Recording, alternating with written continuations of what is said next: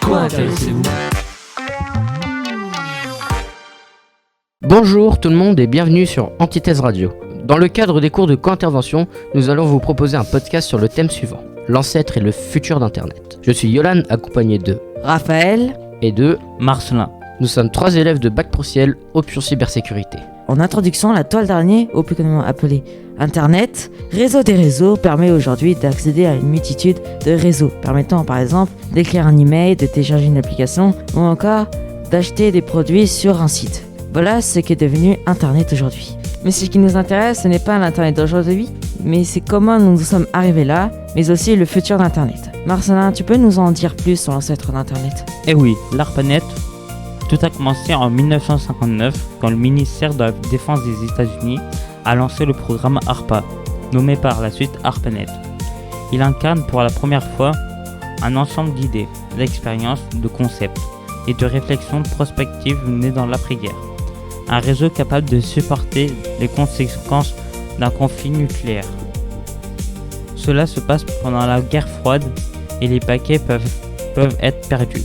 Peu après, en 1969, les universités américaines se sont équipées de l'ARPANET, qui est mis en service le 29 octobre 1969, à partir de l'Université de Californie à Los Angeles, UCLA. En 1969-1970, un groupe de travail réseau, NWG, qui comprenait plusieurs futurs pionniers de l'Internet. N'est-ce pas Winter, Steve Crocker et Jan Postel ? Bien sûr, mais il y a aussi le français Michel Elie, mais qui est ingénieur spécialiste de l'architecture des systèmes informatiques distribués. Effectivement, en 1970, l'ARPANET s'ouvre sur le monde, notamment en Norvège et à Londres, qui vont s'appeler les réseaux Usenet et Bitnet. Début 1971, pour la première fois en France, le réseau ARPANET est exposé à l'IRIA, dans un article Le réseau d'ordinateurs de l'ARPA et les réseaux généraux d'ordinateurs. Quelques années plus tard, ARPANET comprend 40 nœuds et 45 serveurs connectés. Le trafic passe d'1 million de paquets par jour en 1972 à 2,9 millions de paquets par jour. Bah alors Yolan, dis ce qu'est un paquet ? C'est tout simplement des données découpées en plusieurs parties pour le trajet et recollées à destination.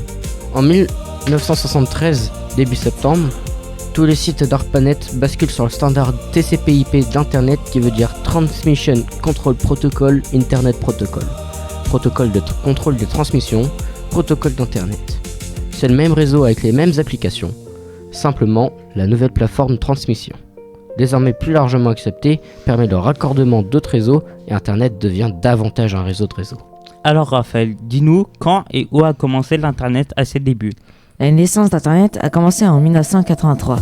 Les Américains ont communiqué avec les Norvégiens avec des protocoles TCP/IP remplaçant le protocole NCP. C'est donc la naissance officielle d'Internet, mais il n'est pas rendu public. Internet aura une importance dans les années 90 car il remplacera par ARPANET. En 1990, il sera rendu public, civil ou entreprise dans le monde entier en 1991, sous le nom du WWW, autrement dit le World Wide Web. Autrement dit la toile, car Internet est basé sur une architecture en toile. C'est cela. Dans les années 80, une innovation est apparue qui va populariser Internet, l'innovation www, mais aussi les sites web, s'ils étaient très rudimentaires par rapport à aujourd'hui, c'était une innovation dans les années 90. En 1993, le NCSA est apparu et a rendu le web plus attrayant avec des images automatiquement générées à côté du texte. En effet, il y avait des inconvénients. On ne pouvait pas téléphoner en même temps que se connecter à Internet. C'était le 56K. Mais dans les années 2000, l'ADSL est arrivé et on pouvait utiliser Internet en même temps que téléphoner. Et ce n'était plus rapide et toujours actif. Dans les années 2010, pour se connecter, on utilisait l'innovation de la fibre optique qui permettait d'obtenir du très haut débit, vidéo 4K, jeux en ligne et appels visio. Mais la technologie a évolué grâce aux satellites, la VSL et à la 4G 5G. Nous pouvons avoir de l'internet à haut débit pour les téléphones. Internet sera fortement impacté, surtout avec les nouvelles technologies telles que IoT, IA, VR, Mais ça veut dire quoi? Eh bien, allons le chercher. La technologie IoT veut dire Internet of Things, l'Internet des objets. Il prévoit le déploiement de 41 milliards d'appareils d'ici 2030. Mais c'est quoi Internet of Things? Eh bien, Internet of Things, c'est le réseau collectif d'appareils connectés et la technologie qui facilite la communication entre les appareils et le cloud, ainsi qu'entre les appareils eux-mêmes. C'est en général de la domotique. Ensuite, il y a la technologie IA du vrai nom Artificial Intelligence, intelligence artificielle, et de plus en plus popularisée par les réseaux sociaux, les entreprises qui s'ouvrent à cette nouvelle technologie, ainsi que les jeunes. Le progrès de l'IA nous a fortement impacté avec des IA comme ChatGPT et Gemini AI, tous des intelligences artificielles extrêmement poussées avec des milliards voire billions de paramètres. Pour ChatGPT 5, il y en a 1,7 à 1,8 billions de paramètres. Ainsi, l'IA pourra un jour remplacer de nombreux métiers. Et enfin, la technologie VR consiste à générer un environnement immersif et ultra réaliste visant à émerveiller l'utilisateur.